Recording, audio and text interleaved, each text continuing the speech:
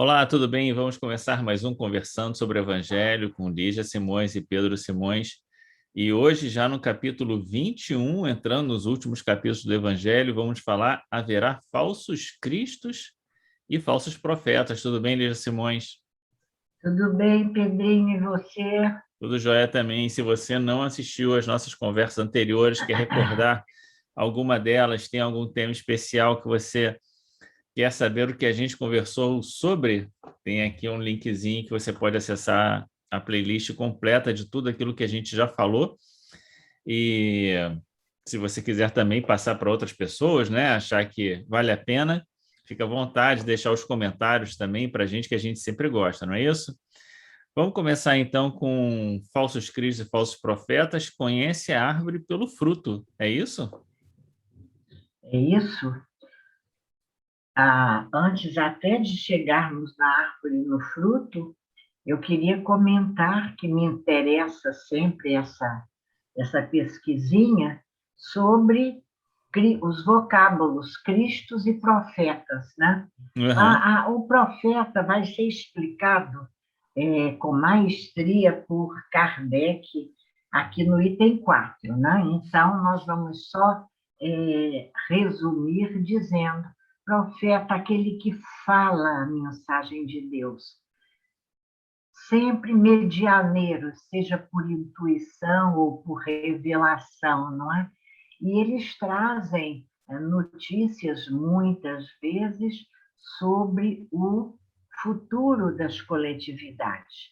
Isso é o que a definição da palavra diz para a gente, a ideia de profeta. É que Depois, faz profecia, né? Kardec Que fala do futuro, faz uma anuncia, profecia. anuncia, É. anuncia, não apenas notícias de um futuro, mas também instruções, né, da vontade de Deus. E já o vocábulo Cristo, que eu acho muito interessante, porque realmente há confusão, Cristo é uma palavra de origem grega, né? A tradução Cristo vem de Christos no grego, aquele que é ungido, aquele que é consagrado por Deus. Então, Deus determina os Cristos, aqueles a quem ele unge. Cristo, em grego, em hebraico, Messias. Então, o mesmo significado. É interessante porque nós nos acostumamos a falar Jesus Cristo, quando o mais correto seria Jesus o Cristo, porque Cristo não é, como muitas pessoas pensam, um sobrenome de Jesus.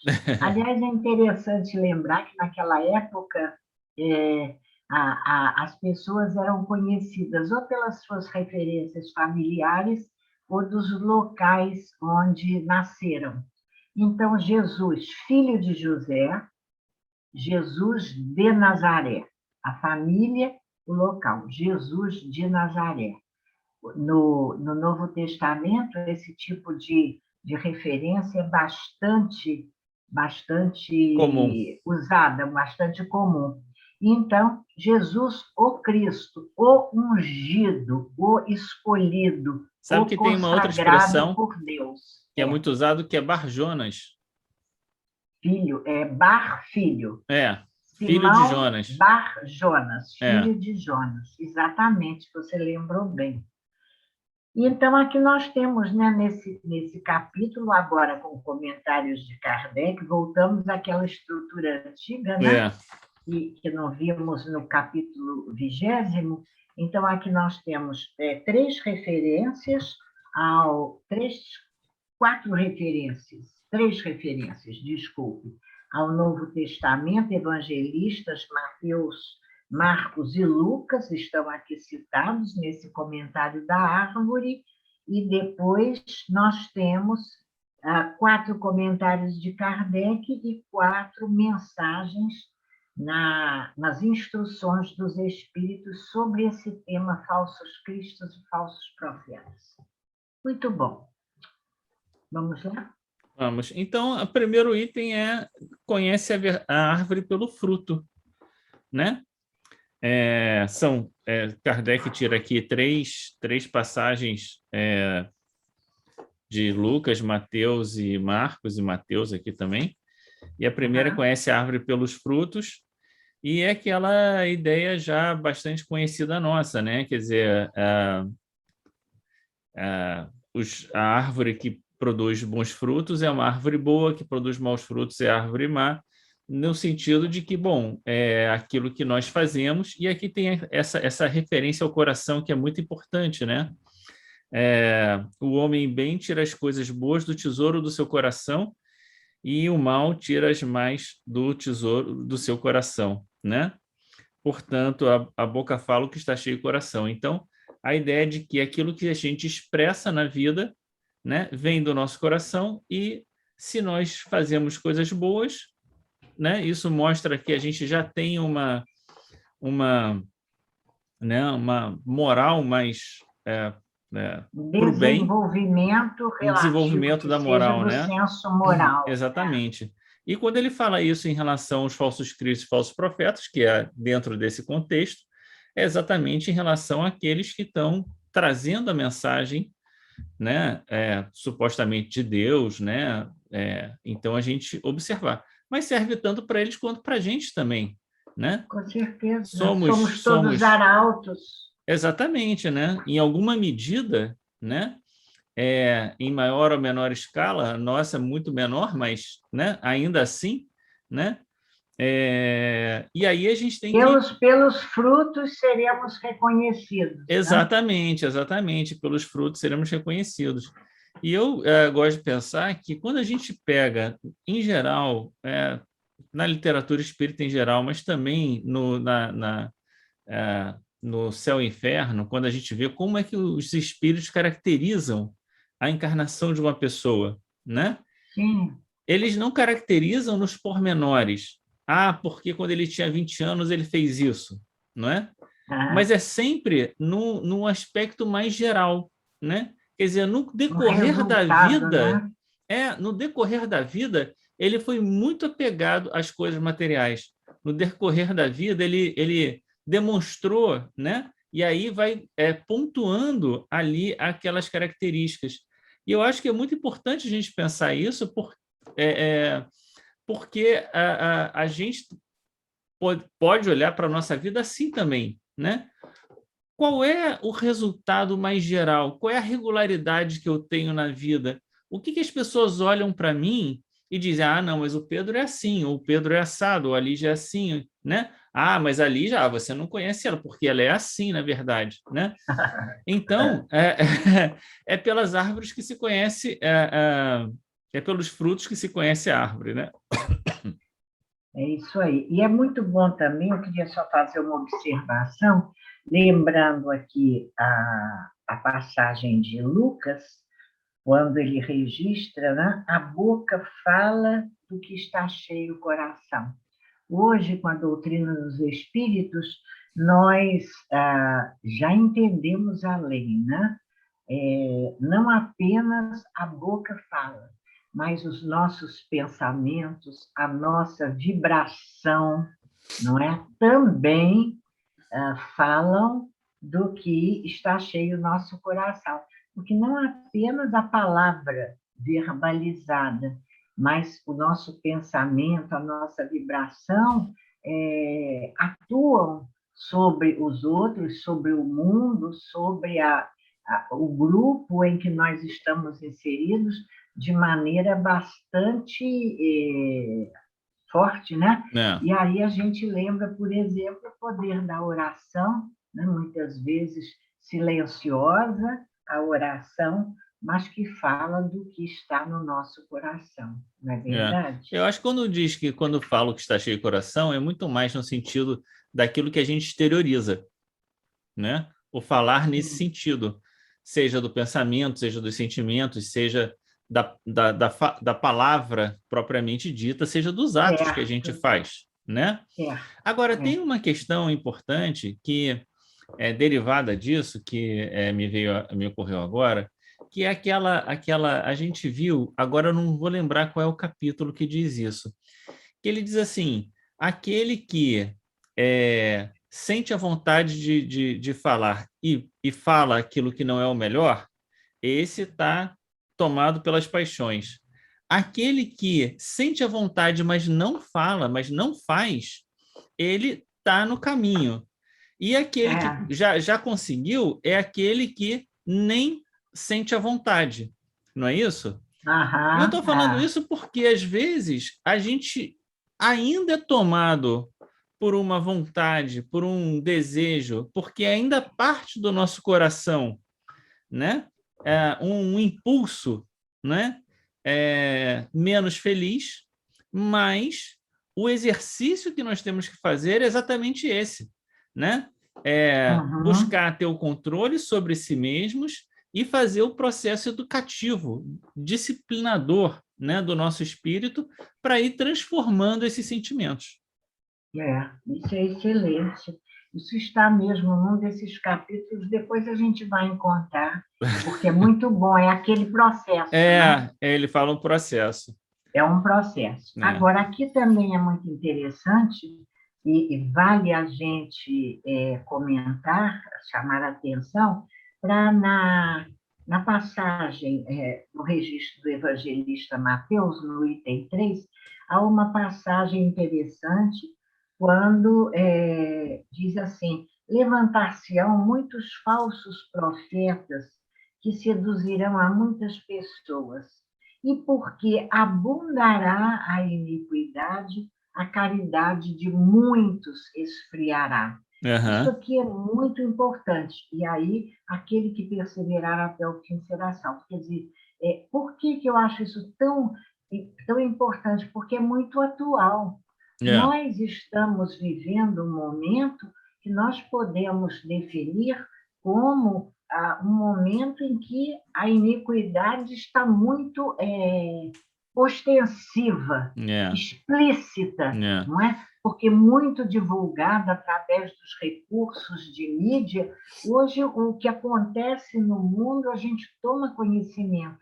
E muitas vezes é um alerta importante, já que na palavra de Jesus registrada por Mateus, o cuidado para que os bons, aqueles que desejam, expresso aqui no vocábulo caridade, não desanimem diante desta iniquidade que está espalhada, está evidente, né, está em toda parte. É preciso que haja uma resistência cristã da nossa parte e que a gente perceba a importância de estarmos mais firmes, mais conscientes, não é? Para que a gente não se deixe contaminar, porque o perigo é de um verdadeiro contágio com as más notícias, as notícias mentirosas, as posturas inadequadas, as interpretações de quem? De muitos falsos profetas. Que vêm dizendo isso ou aquilo, se dizendo mensageiros do Senhor, do bem. E farão prodígios, né? Ele diz, farão prodígios, né? Que encantam muitas pessoas fazendo prodígios. Ele diz, né? Porquanto falsos cristos e falsos profetas se levantarão e farão prodígios, né? Prodígios. É seríssimo esse capítulo e atualíssimo, né, Pedrinho? Mas eu gosto ainda, você pulou o item 2, queria fazer só um comentário sobre o item 2, porque aqui no item 2 ele traz também uma ideia que não está no item 1, né? Ele tem um acréscimo. Quando ele vai falar a mesma coisa, a ideia da árvore, né, e dos frutos, mas depois ele vai dizer assim: uma árvore boa não pode produzir frutos maus e uma árvore má não pode produzir frutos bons. Tudo bem. Toda árvore que não produz bons frutos será cortada e lançada no fogo. Não é? É a parábola da figueira estéril, que nós até já estudamos, não é? E que tem muito profundos significados. Fala um pouquinho sobre essa árvore cortada e lançada ao fogo. Então, é isso que eu queria comentar. Por quê? Porque a gente não é árvore, Com todo respeito aqui a figura que Jesus faz, né? A metáfora. Mas por que isso é importante? Porque nós não produzimos só bons frutos ou só maus frutos. Nós já somos capazes de, em alguns instantes, ainda que talvez, né, menos do que deveríamos, né, produzir algumas coisas boas, né, e em outros momentos a gente tem ainda comportamentos infelizes, né? Mas o que importa é que sempre que nós fizermos alguma coisa que não produzir bons frutos, isso será lançado no fogo. E o que é que será lançado? E qual é o sentido do lançar no fogo? A ideia do lançar no fogo é de purificar, né? Então, é algo que não está não está puro, não está adequado, e o fogo purifica. Purificado, né? Para ser purificado, exatamente. E aí é muito curioso, eu vou fazer 2 comentários. Um, porque ele diz, e aqueles que perseveraram até o fim vencerão, né? Se salvarão. Quer dizer, a gente deve fazer uma luta de purificação das nossas tendências menos boas, negativas, perseverar nessa luta, porque se nós perseverarmos nessa luta, nós seremos salvos. Você traz aí um aspecto muito interessante, porque na maioria das vezes, quando a gente fala da árvore que produz frutos, nós estamos pensando em ações concretas, Sim. exteriorizadas, Sim. exteriorizadas e de forma concreta. É o bem que você faz para o outro, é a caridade, é a sua ação no mundo. Mas anterior a isso, e concomitante também, nós temos uma ação do espírito imortal sobre si mesmo. Sim. Então, nós que somos criados por Deus com potencialidades, cabe a nós transformar as nossas potencialidades em capacidades. Só cabe a nós, não cabe a mais ninguém. Só cabe a nós. E isso, como a gente gosta de dizer, é um trabalho portas adentro de nossa alma. Exatamente. Certamente o resultado desses frutos internos é o bom combate. O bom combate auxiliará a gente a dar o resultado da figueira, que está lá no capítulo 19, né, que estudamos há 15 dias, eu penso, e que é ressaltando na fé que transporta montanhas, a fé sem obras é morte.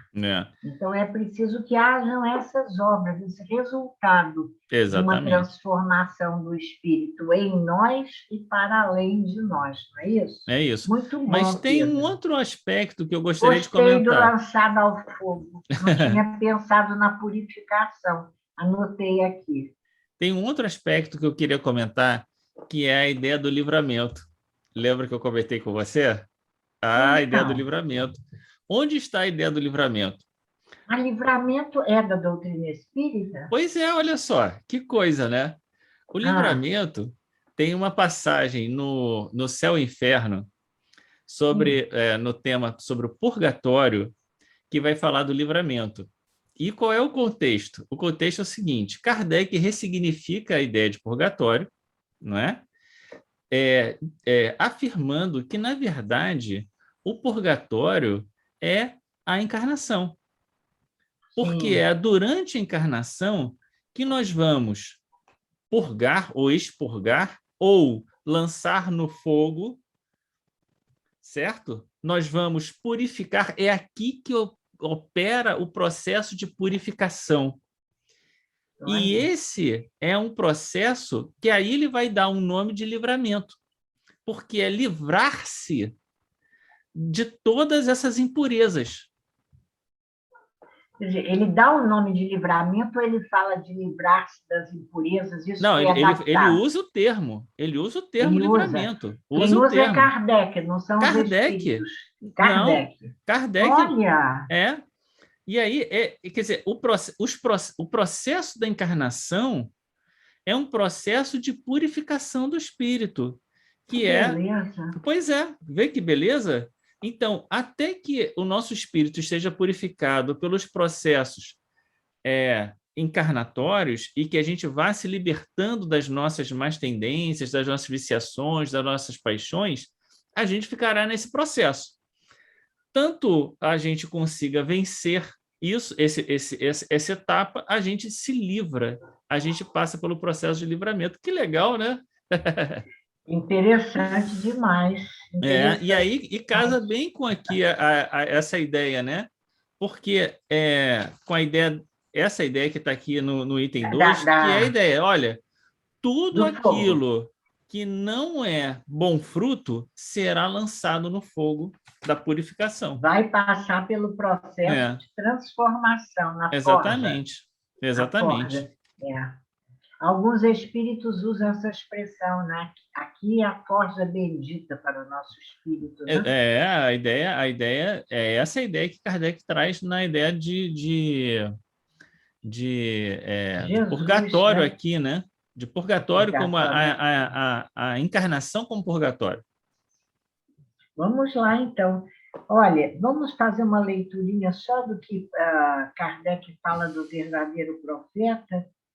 A definição, né? Atribui-se comumente aos profetas o dom de adivinhar o futuro, né? De sorte que as palavras profecia e predição se tornaram sinônimos. Mas, no sentido evangélico, o vocábulo profeta tem mais extensa significação. E aí ele diz: todo enviado de Deus. É interessante, com a missão de instruir os homens, até em primeiro lugar, e de lhes revelar coisas ocultas e os mistérios da vida espiritual é profeta. Então, o profeta, para além de revelar coisas ocultas e mistérios da vida espiritual, ele tem a missão de instruir os homens.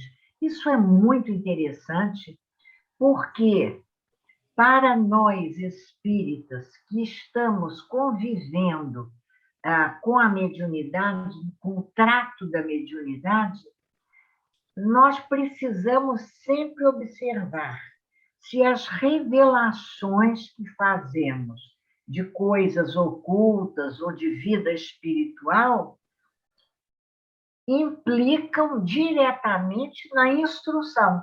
Yeah. Porque há muita revelação de vida espiritual que não tem nada de instrução, tem de desinstrução e de desserviço. Então, para além de preciso que a outras gente finalidades, preste né? Às vezes também para o próprio, além dos para além da interesses utilização com pessoais. outros fins, né? Isso vai aparecer aqui, não é? Porque, assim, muito resumidamente, o que o capítulo vem dizer é isso, né? Como é que a gente reconhece o falso Cristo, o falso profeta? O critério é totalmente moral, né? Observar se ele faz a caridade, os corações consolados, né? Qual o verdadeiro sentido, o verdadeiro propósito daquela ação, né? E tem um item que é bem mais para frente, mas só o que me veio aqui agora. Fazendo o link, né? A ideia de que o verdadeiro profeta ele é descoberto. Está lá nos caracteres do verdadeiro profeta. Ele não se declara. Ele não se declara, né? Ele é descoberto, né? E aí eu acho que é assim, eu fico meio impressionado, meio com dó, assim, de ver alguns companheiros de lide espírita, né? Meio assumindo esse lugar, né? E se autodeclarando, né? num certo sentido, como mensageiros, profetas e coisas desse tipo, né? Aham. É E isso é um verdade, perigo, todos né? nós corremos esse É, grande perigo, não é?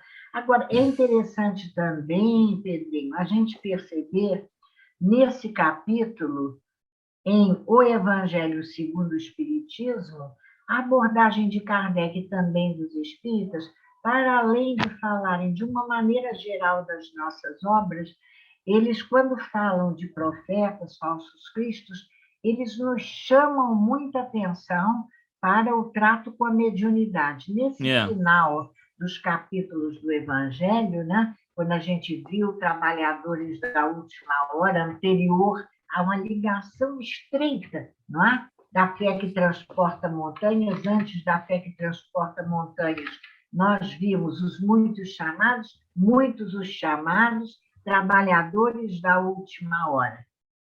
Somos nós que estamos aqui. E agora vem a advertência, mas cuidado, para ainda não vacilar incorrendo nesses enganos. E o uso da mediunidade está o tempo todo imbricado aqui, não é verdade? Então, é muito importante quando, agora já no item 5, não é? Kardec vai chamar a atenção dizendo, presta atenção, observa isso que você falou, o caráter, o comportamento, as manifestações, as atitudes, não é? Para verificar que Deus jamais investiria de poder a esses. Eles, então, seriam mais do que Deus. E há um momento em que ele diz, e eu anotei aqui direitinho, e vai aparecer agora, onde é que eu coloquei, meu Deus, com essa observação, que ele diz da importância de nós percebermos que muito dos prodígios e das ações são feitas em virtude de possibilidades da vida material, porque a mediunidade é radicada no organismo. Então, é a mediunidade... eu já sei, eu anotei, você quer ver? Me dá um minutinho que eu vou dizer. Eu coloquei aqui, está aqui, ó, encontrei, sem desenvolvimento moral. Está lá no finalzinho, sabe, desse item 5 exatamente. O fato de certas pessoas operarem prodígios não constitui sinal de missão divina, visto que pode resultar de um conhecimento cuja aquisição está ao alcance de qualquer um, o conhecimento, as leis do magnetismo, isso e aquilo, ou de faculdades orgânicas especiais. Faculdades orgânicas especiais é mediunidade.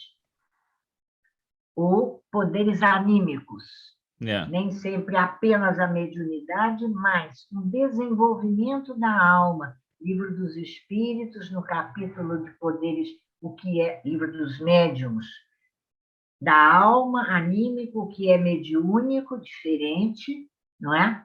Então, nós vamos ver que há essa possibilidade com a ausência do desenvolvimento moral. Embora Kardec faz aqui... mas aqui a passagem ainda tem um complemento, né? Que ele diz que o mais indigno não se acha inibido de possuir, tanto quanto mais o digno, né? Então, são possibilidades da alma ou dessa comunicação com os espíritos, da mediunidade mal utilizada no sentido de uma prática do bem, mas que independe, isso é o que a gente precisa frisar, do desenvolvimento moral. E é interessante, fazendo agora o link com o que você falou há pouquinho, porque é riquíssima essa reflexão.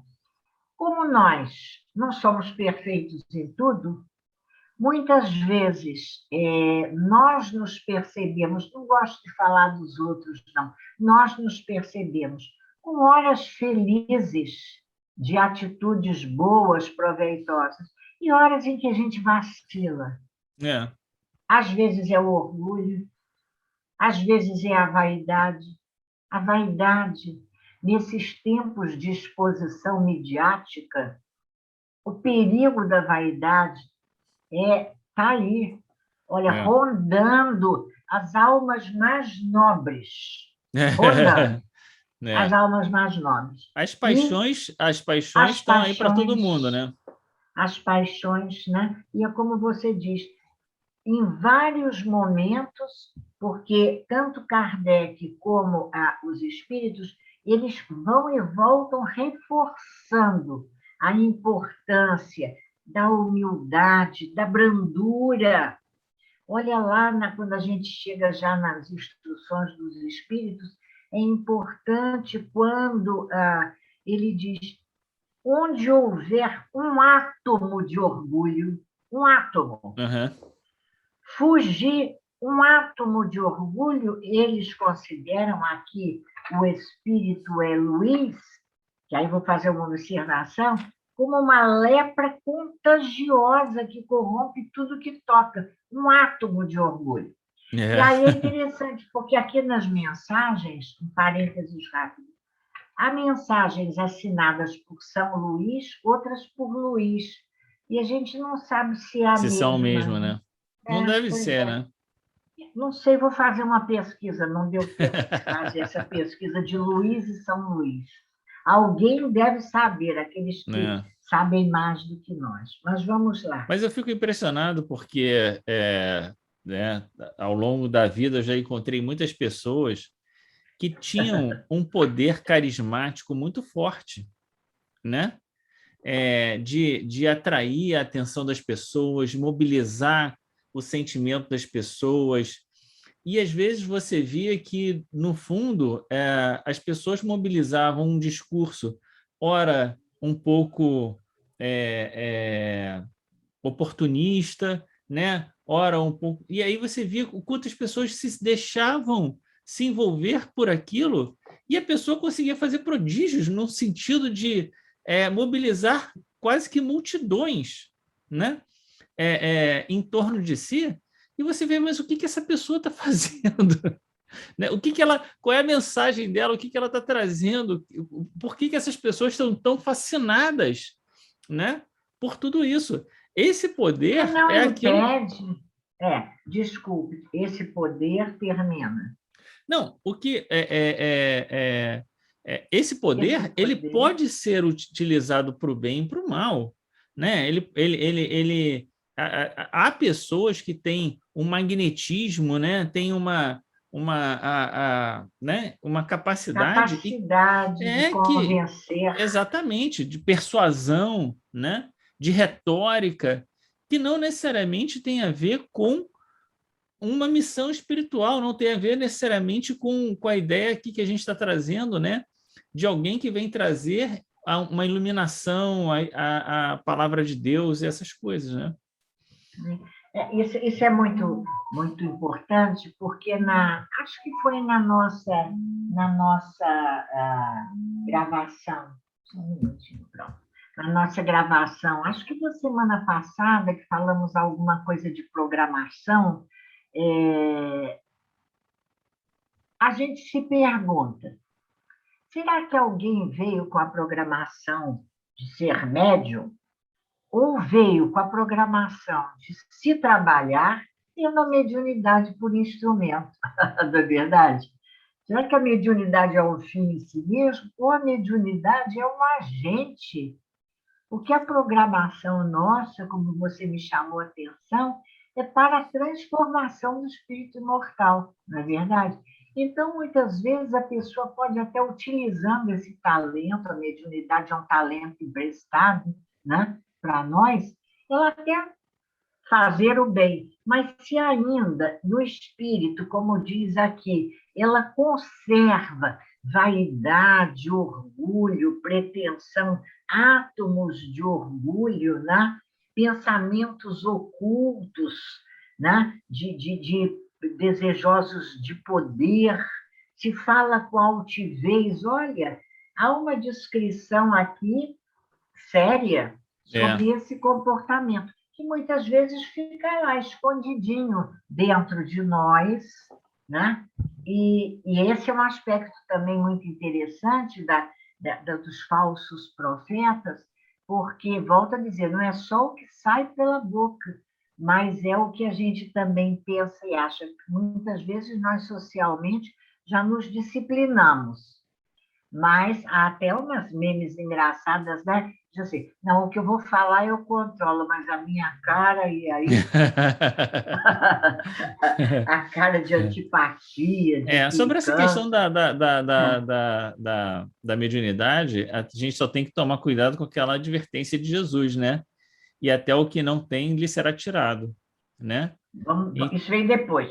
Esse é um capítulo dos seguintes agora. Não, a gente mas a questão é que a gente eu concordo plenamente, Está né? na estranha moral, não é? É uma missão, né? Você vem para trabalhar, olha, você recebeu essa faculdade, né? Se você não a utiliza para o bem, olha, talvez até o que você não tem lhe será tirado, né? Uhum. Mas eu queria Eu tenho comentar a aqui. impressão que isso vai estar depois. Tinha a impressão que era estranha moral, mas acho que não. Vamos ver lá depois. Eu não sei se a gente. Comenta Agora aí, a gente já comentou tanta coisa que agora já não lembro se a dai gente já comentou isso ou não. gratuitamente. Então, Mas eu queria comentar sobre quando ele fala do movimento dos momentos de transição nos caracteres do verdadeiro profeta, né? Os momentos de transição em que a gente está passando, mas ele não fala só que vão surgir muitos profetas. O que a gente vê, assim, a expressão que o amigo usava, né? Abalde, né? O que tem, abalde, né? O que tem de gente trazendo fórmulas de riqueza, sucesso, felicidade e tudo mais que a gente pode imaginar, isso já tá no plano aí. material, não é Sim, mas o que é de felicidade, né? Os 10 passos para uma vida ainda a feliz. sedução do mundo material, na verdade. Mas veja, às vezes as pessoas acham que essa felicidade, mesmo sendo trazida contemplando as coisas materiais, ela é a solução da vida, ou seja, ela se transforma, né, numa, numa, numa ética de vida, né? Propósito. Um propósito de vida. E aí ele vai falar de tudo isso, do perigo que é isso, né? Mas depois, eu já não lembro quem é que faz esse comentário, né? Que já está no item 9, Erasto, ele vai dizer: é contra esses impostores que se deve estar em guarda, correndo a todo homem honesto o dever de os desmascarar. Sério isso?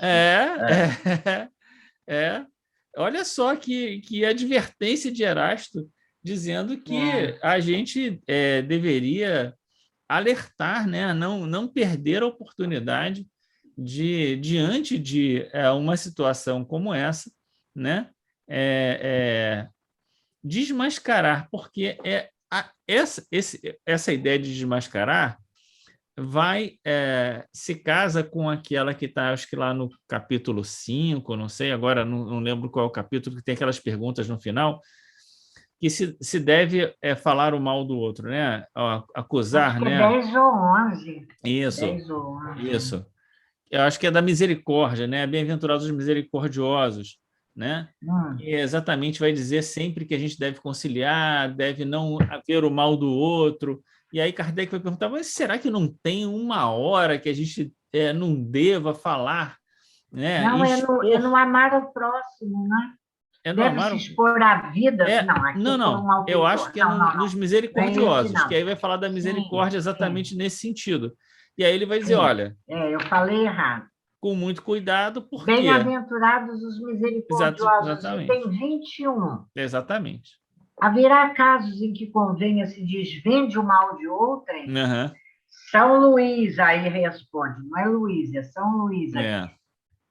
Item 21 do capítulo 10º, para a gente não esquecer mais.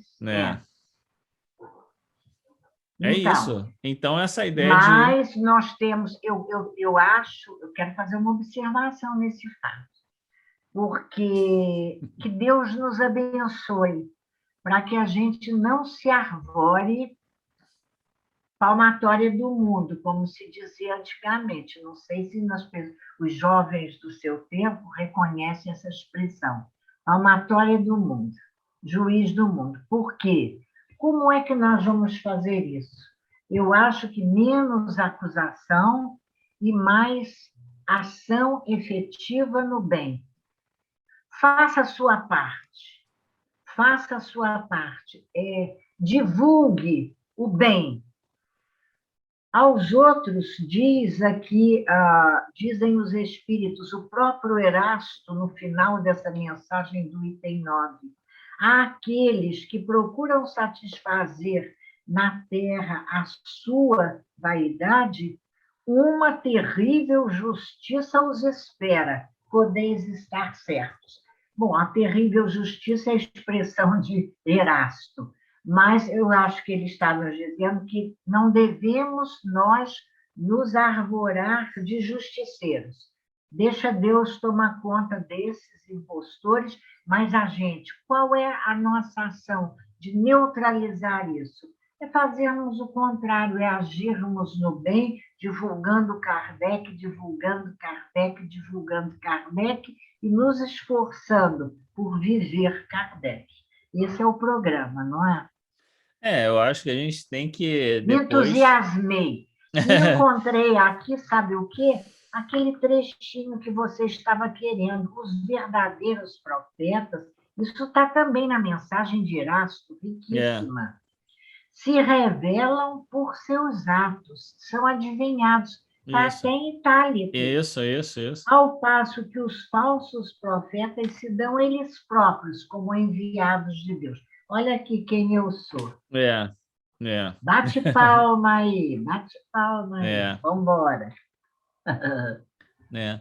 Então, eu acho, assim, falando ainda sobre a ideia do desmascarar, né? Eu acho que ali no Bem-aventurados Misericordiosos que diz assim, bom, mas se esse profeta, né, está trazendo tantos males para as pessoas, alguém, alguma hora, tem que... vou prestar atenção aí que talvez não seja bem assim. Mas é claro que a melhor propaganda que a gente pode dar de nós mesmos é o nosso exemplo, né? É isso, é a árvore pelos frutos, né?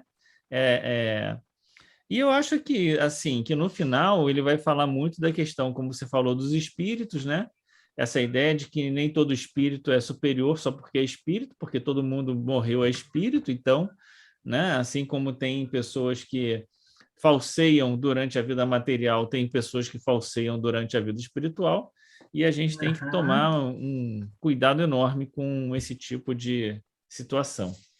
Agora, nessa mensagem, que já é a 10ª, né? Os falsos profetas da erraticidade, há duas advertências importantíssimas, não é? A primeira, em cima disso que você falou, quer dizer, não, aliás, 3, se a gente colocar como primeira, não é porque a gente desencarna que vira o Senhor da verdade. Os espíritos continuam a mesma coisa. Segundo, não é porque as mensagens mediúnicas trazem nomes conhecidos que a veracidade daquela identidade e daquela mensagem, o Livro dos Médiuns é soberano na explicação e na orientação que trato com essas questões. Então, tremendo cuidado. Quem é? É fulano de tal, é doutor fulano de tal, é o espírito tal, que vem de outra galáxia, para não dizer, cuidado com isso, né? Com esses viajores aí dos espaços.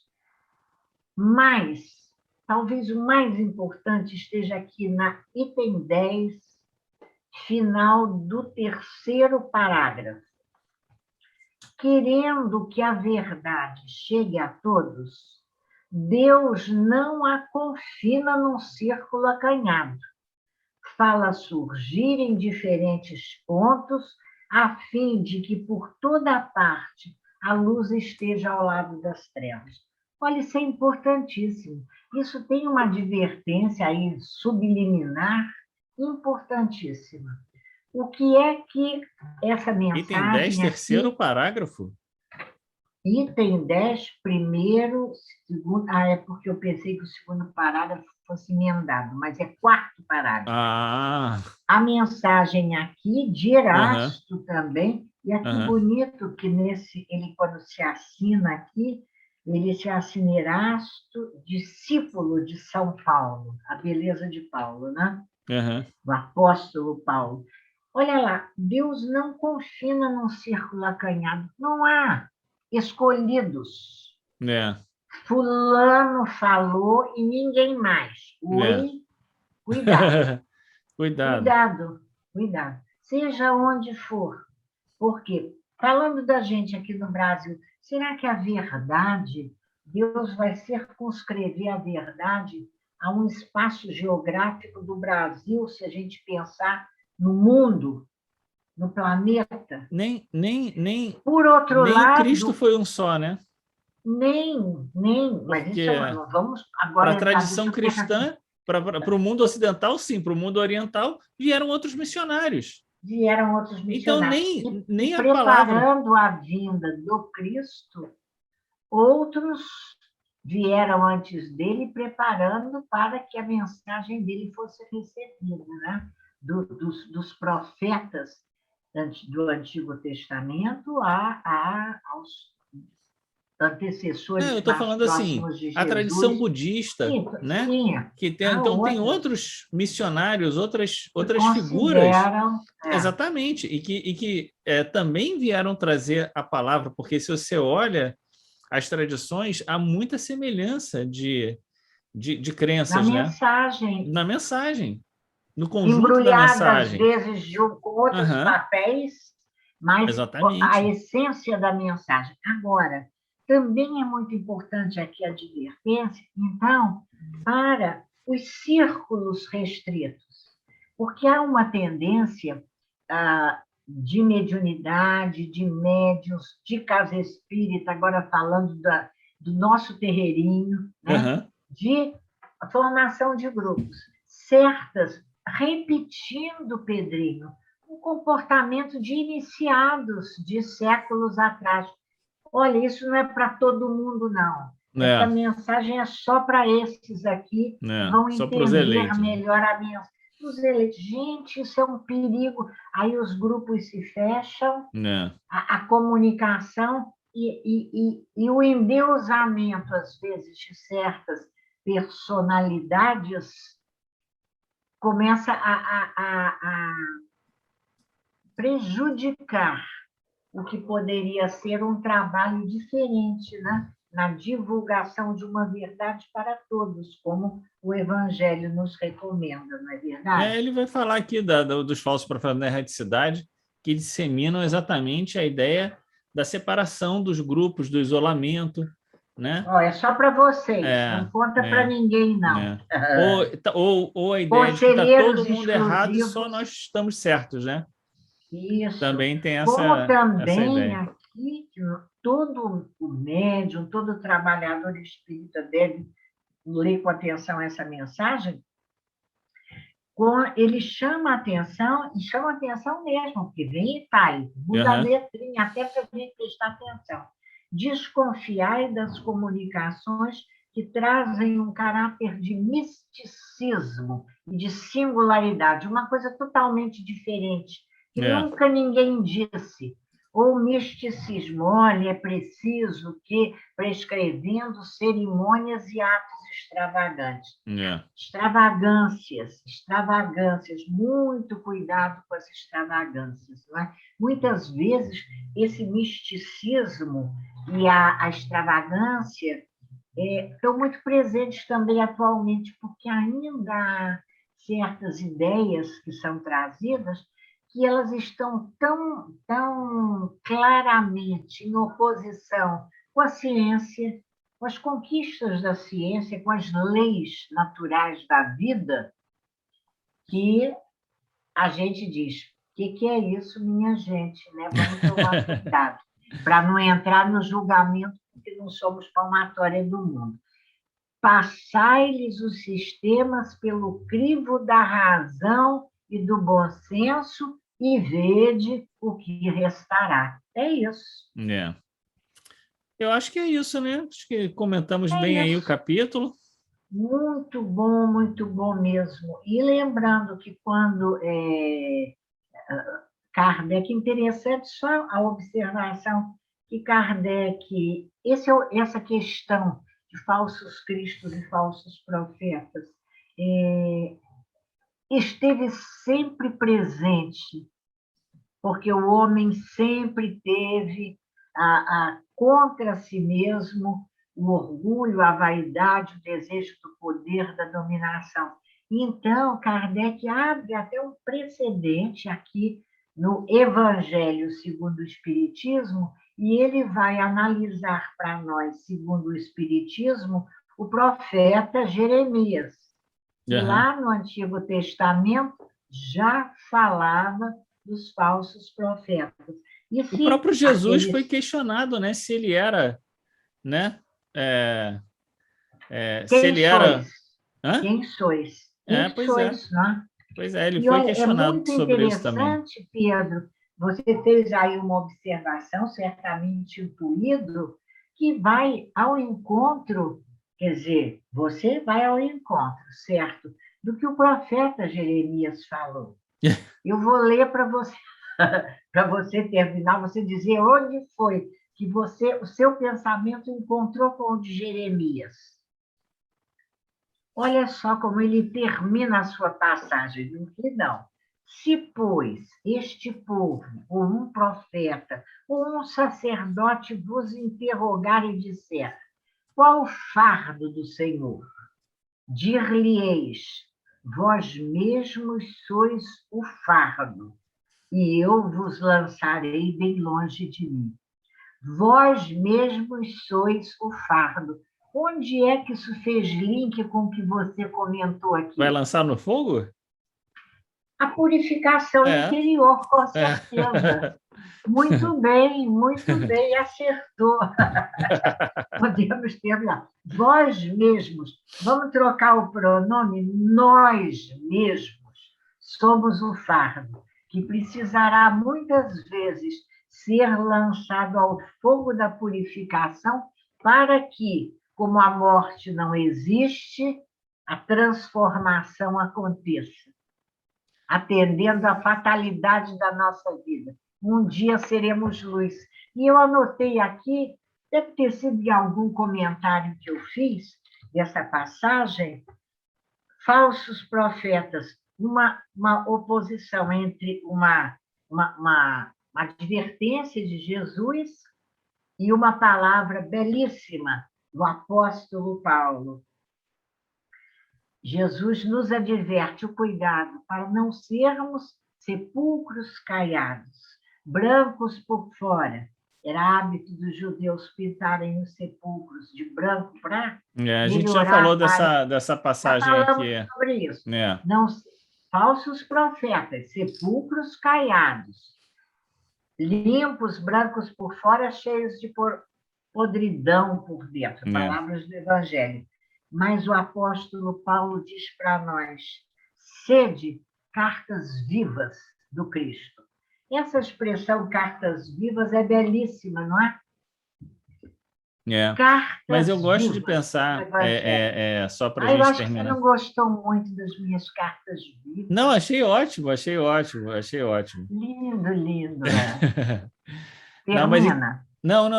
Vamos terminar, então. A gente já está 1 hora aqui. Está sendo a maior conversa nossa. Nossa!